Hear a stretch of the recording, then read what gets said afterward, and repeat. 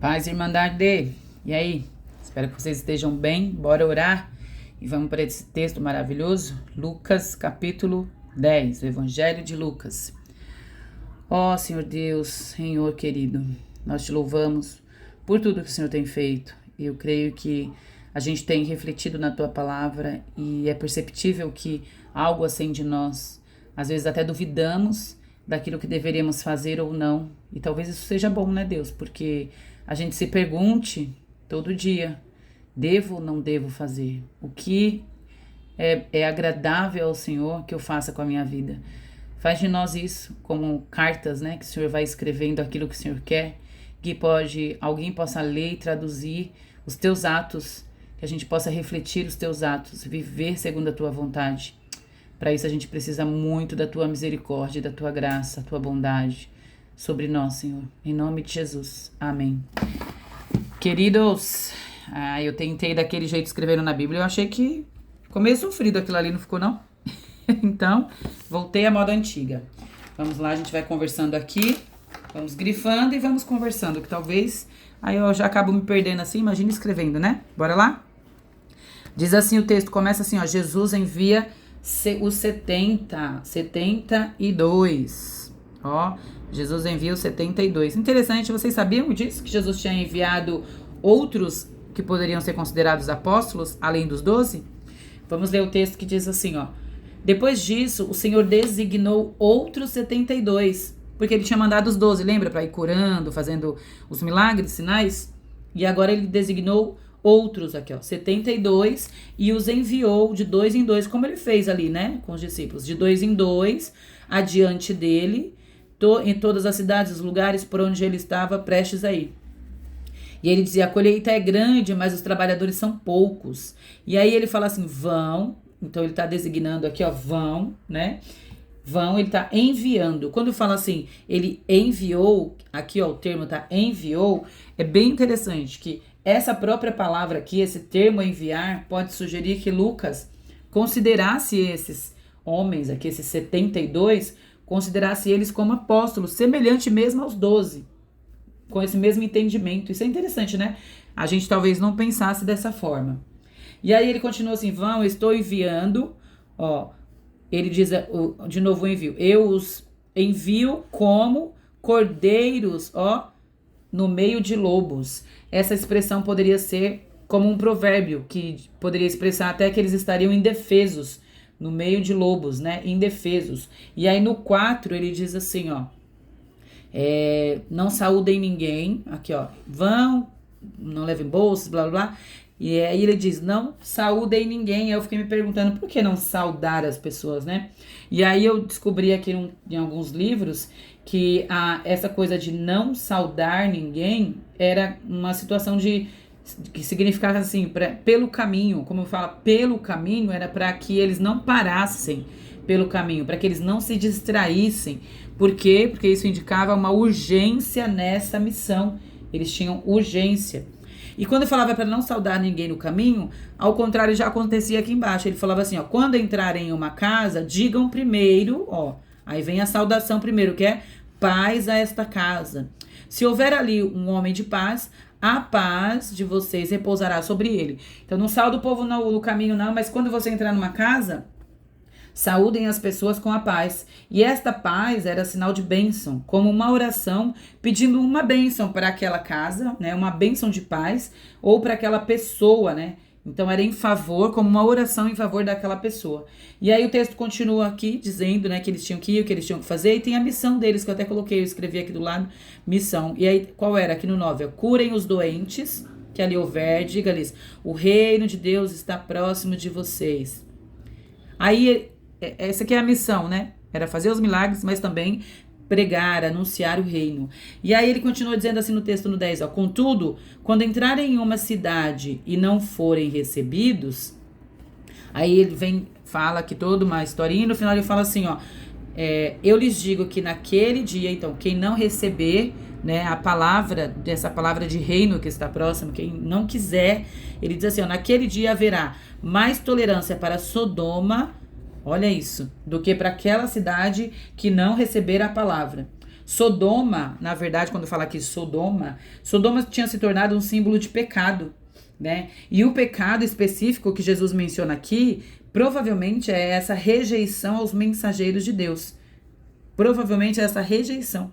Então, seria um pecado muito grande rejeitar a palavra de Deus. Aí ele continua aqui no 13. Aqui, ó. No 13, aí ele fala ainda mais, ó, foram realizados lá, aí ele cita Tiro e Sidom, tá vendo aqui, ó, e ele diz assim, ó, vocês tivessem ocorrido em Tiro e Sidom, muito eles teriam se arrependido.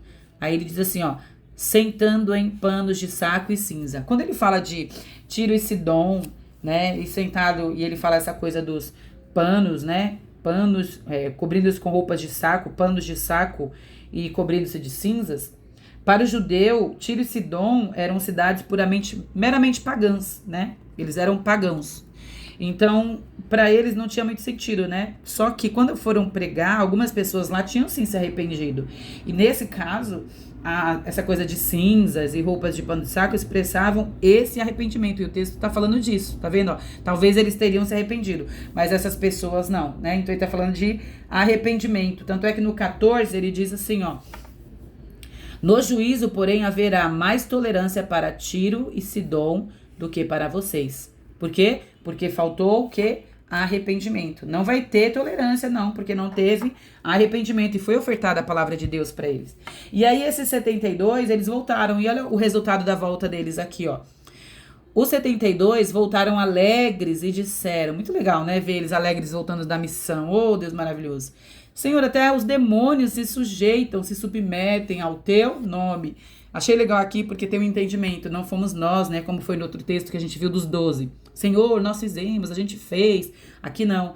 Eles colocam que se sujeitam ao nome de Jesus. Dá pra ver aqui eles colocando Jesus em um bom lugar aqui, né? E aí ele vem assim, ó, aí Jesus vem falando, eu vi, ele responde isso, né, sobre essa sujeição ao nome de Cristo. Por que se sujeita ao nome de Cristo? Aí Jesus fala assim, ó, eu vi, ele vai dando essa revelação, eu vi Satanás caindo do céu como um relâmpago, dei a vocês autoridade para pisar sobre cobras e escorpiões e sobre o poder do inimigo, nada lhes causará dano, olha isso, contudo alegrem-se, não porque os espíritos, olha isso, não porque os espíritos se submetem a vocês, não é pelo que vocês fazem, é isso que ele tá falando, ó, no meu nome. Mas porque, a alegria por quê? Porque o nome de cada um de vocês está escrito nos céus.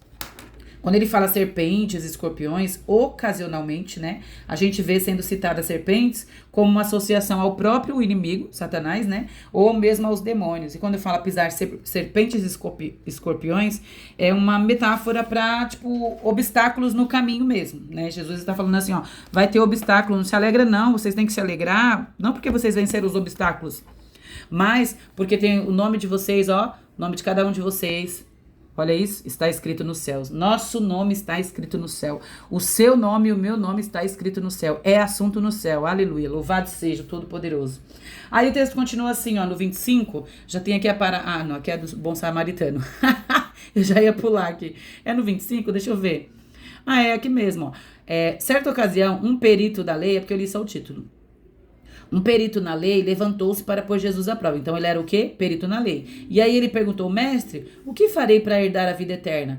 Aí Jesus falou, como está escrito na lei? Respondeu Jesus. Como você interpreta? Olha só o que ele falou. Então era comum naquela época, muitas vezes, os mestres, né, eles respondiam perguntas com outras perguntas. E Jesus faz isso aqui. E aí Jesus diz para ele, como que faz? Como você me responde? Aí ele diz, e ele tinha essa sabedoria, ó. Ame o Senhor, seu Deus, com toda a sua alma, o seu coração, o seu entendimento. Tô parafraseando, né? Deu pra ver? Com todas as suas forças, com todo o seu entendimento. E ame o seu próximo como a ti mesmo. E aí Jesus disse pra ele, faça isso e viverá. Faça isso e viverá. É interessante, né? Quando ele fala, ame ao seu próximo como a ti mesmo, faça isso e viverá. Na verdade, esse termo, essa forma, faça isso e viverá, o viverá, do jeito que está escrito aqui, significa vida longa na terra. Então, tá falando de vida terrena. Então, se você ama Deus, ama o teu próximo e se ama, sabe o que significa isso? Significa que você vai ter uma vida longa e boa, porque Deus vai te conceder isso. É isso que o texto está nos mandando. E aí ele continua perguntando assim, ó, nos mostrando. Ele fala assim, Quem é o meu próximo? Aí Jesus vem com uma parábola, que aí sim é a parábola do samaritano, que é o título lá embaixo. Diz assim, ó: um homem descia de Jerusalém para Jericó, quando caiu nas mãos de assaltantes. Esses tiraram as suas roupas, o espancaram. Olha, tiraram as roupas, significa que ele ficou nu. O espancaram e deixaram quase morto. Estava vivo ainda, né? Aí veio o sacerdote, viu o homem, passou do outro lado. Atravessou e passou do outro lado. O levita fez a mesma coisa, mas um samaritano, ele viu o homem, teve piedade. Eu coloquei até de outra cor aqui, porque, ó, louvado seja Deus por essa atitude que nos ensina. Ele se aproximou e lhe enfaixou as feridas. E ele veio e teve esse cuidado com esse homem, gastou do seu dinheiro, do azeite, do vinho, de tudo que ele tinha ali, que ele dispunha, ele tratou esse homem. E aí Jesus vem e pergunta para ele assim: qual destes você acha que é o próximo? Que foi o próximo deste homem? E aí aquele mestre, né, aquele líder religioso, o perito da lei, diz assim: aquele que teve misericórdia. E aí Jesus vai e fala: faça o mesmo. Gente, quando ele fala que desceu aqui, realmente era uma cidade, uma em cima e outra embaixo. Então eles tinham que descer. E eu, pesquisando aqui, achei que esse lugar realmente era perigoso. Os assaltantes ficavam lá mesmo. Então tinha muito perigo. E a gente, quando a gente vê aqui quase morto, a gente também tem que levar em consideração que está falando que não só que ele foi espancado, mas pensem só. Ele estava sem roupa, jogado no canto da estrada, o que era de se imaginar que era um cadáver. E aí vem o sacerdote, e a gente já aprendeu sobre eles, né? Sobre até mesmo, no caso, aqueles mais radicais, que eles, a gente sabe, eles acreditavam que se trocassem um cadáver, e era lei, né? Ele ficaria impuro. Mas vocês lembram que eu falei dos fariseus, que eles criavam regras que às vezes eram mais rígidas do que a própria lei?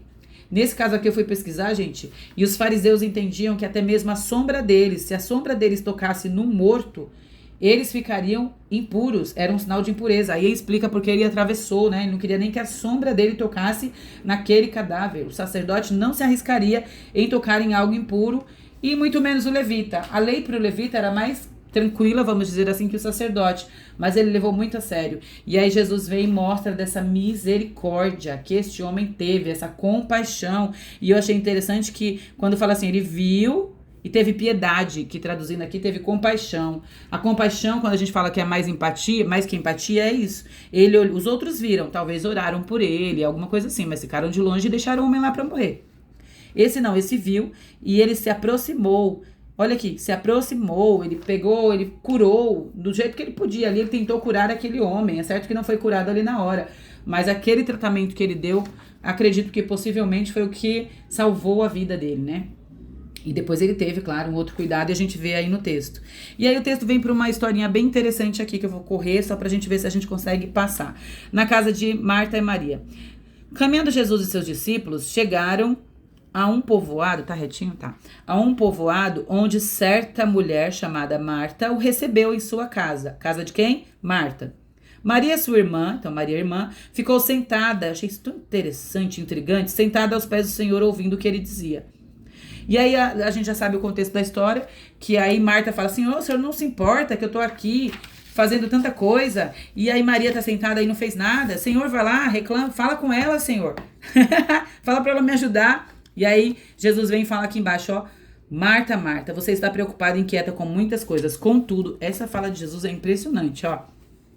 Contudo, olha aqui, apenas uma é necessária. Maria escolheu a boa parte e essa não lhe será tirada. Aí eu procurando nos livros algo sobre esse contexto, e eu achei aqui um bem interessante, que aí eu trouxe para ler, para não causar polêmica. Eu vou ler como tá aqui para não dizer: olha o que a Diana disse. E aí o texto diz assim, ó, não quero causar polêmica, como eu disse, né? Ó, 38, a discípula. A passagem desafia as atribuições comuns das mulheres do século I. O papel da discípula e futura representante da mensagem de Jesus é mais importante do que o da dona de casa e anfitriã, por mais valioso que esse papel continue sendo. Ser uma das anfitriãs de Jesus daria bastante trabalho para Marta. E ele havia trazido, olha só, pra gente compreender o que estava lá. Depois você põe para ouvir de novo, até entender. Diz assim, ó: ele havia trazido muitos discípulos para serem alimentados. O ato de Marta talvez não esteja à altura do ato de Maria nessa narrativa. Mas seu trabalho representa a melhor demonstração de devoção que ela sabe oferecer. Cuidar da casa e receber as visitas.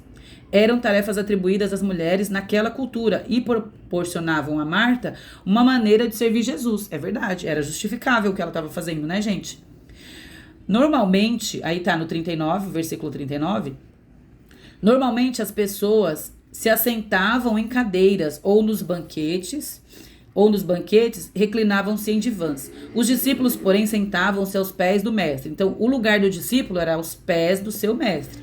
As mulheres tinham permissão para ouvir o evangelho da Torá nas sinagogas, e ocasionalmente as aulas de algum rabino, mas não eram discípulas. Mas não se assentavam no pó nos pés do sábio, como faziam os discípulos homens. A postura e o forte desejo de Maria de aprender os ensinamentos de Jesus, mesmo que isso contrariasse o papel feminino mais tradicional, teriam escandalizado a maioria dos homens judeus. Os discípulos em nível mais avançado eram treinados para se tornar rabinos. Não sabemos de nenhuma mulher que tenha ocupado esse papel na antiguidade. Nenhuma mulher atingiu esse caso de chegar até se tornar rabino. O caso mais próximo é uma exceção bem conhecida, aí é a história, eles foram pesquisar na história, isso não é na Bíblia, é da história. A filha de um rabino erudito que havia se casado com outro rabino estudioso no século II depois de Cristo. A maioria dos rabinos, contudo, rejeitava as opiniões dela. Tá vendo? Porque era mulher. A não ser nos casos relacionados às leis domésticas. Interessante, né, gente? E aí o texto continua aqui no finalzinho, ele diz assim, ó. Apesar da importância cultural, da hospitalidade, a preparação da comida, da comida para os convidados que costumavam ter incumbência da matrona do lar, o papel de Maria como discípula de Jesus é mais importante que qualquer outra atividade que ela possa fazer. E assim eu louvo a Deus, porque as mulheres fizeram coisas grandiosas, que às vezes a gente não se atenta, né? A gente até ouve falar, olha que onde ela estava, nos pés de Jesus, escolheu a boa parte. Mas isso contrariava tudo e todos daquela época. E transcende, chegou até nós, né? E nós estamos aqui aos pés de Jesus, por causa de atos como esse. Eu louvo a Deus por causa de atos como esse. E Jesus fez o quê? Reconheceu o ato daquela mulher. Ele vê você e ele sabe o que você tem feito. E louvado seja Deus pela nossa oferta, sabe? Esse olhar de querer estar aos pés de Jesus. E eu não estou aqui menosprezando ou diminuindo os homens que leem e que estudam a Bíblia.